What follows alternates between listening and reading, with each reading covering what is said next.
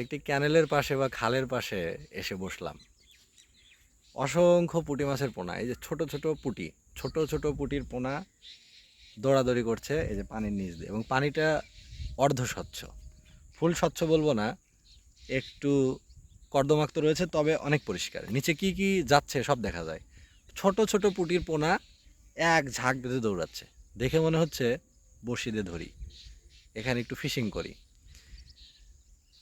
খুব ইচ্ছা হচ্ছে যে যদি আমরা ছোটোবেলায় ময়দা দিয়ে আটা আটা ময়দা এগুলো গুলিয়ে, এগুলো বলে মাছের খাবার, টোপ তৈরি করা করে ছোট ছোট এই বড়শিগুলোকে আমরা বলতাম জিরা বড়শি। আপনারা কি কেউ জিরা বড়শির নামের সাথে পরিচিত? জিরা যেমন ছোট, এই বড়শিগুলো অনেক ছোট।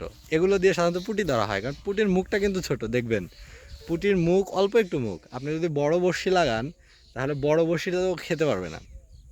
ওর জন্য সামান্য, মানে একদম জিরা বড়শিতে সামান্য একটু আটা ময়দা মেখে ওই গোলা তৈরি করে, একদম অল্প গোল তৈরি করে, ওই বড়শির যেটা বলে কালা বা মাথা, অগ্রভাগ, সূচালো যে অগ্রভাগ, সেই পয়েন্টটাতে গেঁথে পানিতে ফেলতে হবে। তো যখন পাতারি বলে, বড়শি যখন পানিতে ফেলা হয় তখন এটা বলে পাতারি।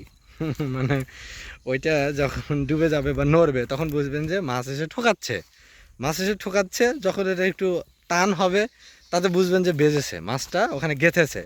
তখন উপরের দিকে টান দিবেন, মাছটা উঠে আসবে।